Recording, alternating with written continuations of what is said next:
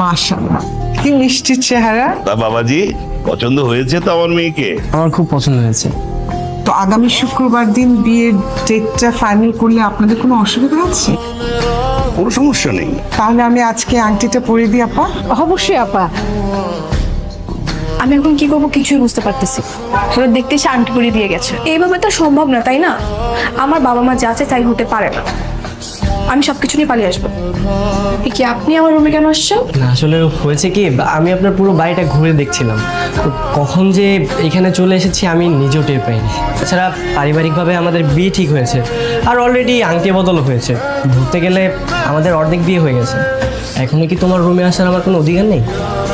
হবু বউ হতে পারি, কিন্তু আমাদের কোনো সম্পূর্ণ বিয়ে হয়নি, তাই না? আপনি একটা কাজ করেন, আপনি সবাইকে গিয়ে বলেন আমরা ছাদে গিয়ে কথা বলবো। হাই হাই, আপনি আপনি কে? নাদিয়া কোথায়? নাদিয়া আপার দিন শেষ, রহিমার বাংলাদেশ। মানে আপা আপনার সাথে কথা বলার নাম করে ভাগছে।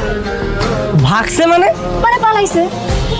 ভাই ঢাকায় যাবেন? নাদিয়া কোথায় গেছে আমাকে বলেন, যেভাবে হোক আমি ওকে বাসে নিয়ে আসবো।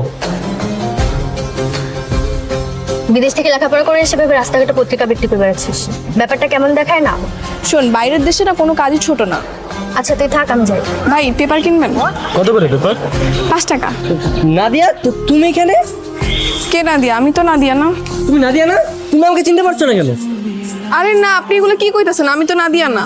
আর তোমার এই কি অবস্থা? তুমি রাস্তা রাস্তা এগুলো কি বিক্রি করছো? ভাই কিছু কম তো। হ্যাঁ রে, আমার কেমন জ্বালাইতেছে দেখেন তো। ভাই নিয়ে যান তো, পাগল ছাগল লোক জানে করতে আইছে। এইটাই সেই নাদিয়া রে ভাই? হ্যাঁ আমি সেই নাদিয়া। আপনার সঙ্গে আমার এঙ্গেজমেন্ট হয়েছে, বিয়ে তো হয়নি। তুমি একটা শিক্ষিত মেয়ে হয়ে এরকম রাস্তাঘাটে পেপার বিক্রি করছো কেন? আর ভালোবাসা খুঁজতে এসেই আজকে আমি রাস্তায়। বেঈমান একটা। আপনাকে বলিনি, জানোয়ারটাকে বলেছি। আচ্ছা, আমাকে বিয়ে করতে তোমার সমস্যাটা কি বলো তো? আর তোমার বয়ফ্রেন্ড তো চলেই গেছে, তো আমার প্রপোজাল অ্যাকসেপ্ট করতে সমস্যা কি? অনেক সমস্যা আছে, সেগুলো আপনাকে বলা যাবে না। আপনি মনে করেন যে আমি আমার বয়ফ্রেন্ডের সঙ্গেই আছি, তার সঙ্গে আমার বিয়ে হয়েছে, সংসার করতেছি। এগুলো মনে করে সবকিছু ভুলে যান। আমি না এরকম অবাস্তব জিনিস কল্পনাও করতে পারি না, আর ভাবতেও পারি না। আর তোমার বয়ফ্রেন্ড পালিয়ে গেছে, তাকে নিয়ে মিথ্যা ভাবনা কেন ভাববো? আমি তোমাকে ভালোবাসি, আর তোমার কারণে আমি সিলেট থেকে ঢাকা এসেছি। আমি তোমাকে নিয়ে যাবো, আর তুমি যদি না যাও তোমার পিছনে আমি এইভাবেই লেগে থাকবো। যে তোকে ধোকা দিয়েছি তার জন্য তুই তো তোর সুন্দর জীবনটাকে নষ্ট করতে পারিস না। তুই তো বিদেশ থেকে পড়াশোনা করে এসেছিস, তোর মন মানসিকতা এমন হবে আশা করা যায় না। তোর কাছে তো কোনো কিছুই স্বাভাবিক মনে হয়। আমি রাস্তা রাস্তা পেপার বিক্রি করি, সেটাও তোর ভালো লাগে। লাগবে কিভাবে বল? বিদেশ থেকে পড়াশোনা করে আসা মেয়ে এভাবে দেশে এসে রাস্তায় রাস্তায় হকারি করে বেড়াবে, তা দেখতে কেমন দেখা যায় না? কি ব্যাপার, তুমি আমাকে এরকম এড়িয়ে যাচ্ছ কেন? দেখুন, আমার পিছন পিছন ঘুরে কোনো লাভ নেই। ঘরের ছেলে ঘরে ফিরে যান। তুমি খুব ভালো করে জানো আমি তোমাকে কতটা ভালোবাসি।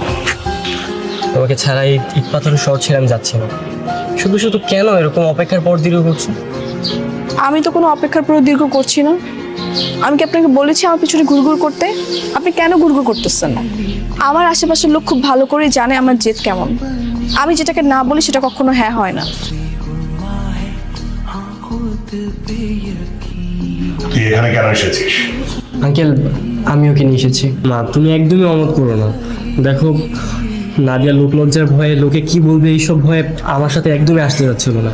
আমি ওকে জোর করে নিয়ে এসেছি। কিন্তু মানুষ কি বলবে? মানুষ কি বলবে তার কারণে তুমি তোমার নিজের সন্তানের কথা ভুলে যাচ্ছ। আর তাছাড়া আমি তো তোমাকে বলেছি আমি ওকে অনেক ভালোবাসি। আমি তো খুব আফসোস করেছি আপা, আমরা মেয়েটাকে বিদেশে পড়ালেখা করালাম, অথচ আমাদের মেয়ে এত বড় একটা ভুল করে ফেললো। কি ব্যাপার, ছাদে একা একা দাঁড়িয়ে আছো? আজকে আবার পালিয়ে যাওয়ার চিন্তা ভাবনা আছে নাকি? হ্যাঁ পালাবো তো। কি? তোমাকে সঙ্গে নিয়ে তারপর পালাবো। চাপা না। কেন? কারণ যাকে এত জাঁকজমকভাবে পাচ্ছি তাকে নিয়ে পালিয়ে গিয়ে লাভ কি?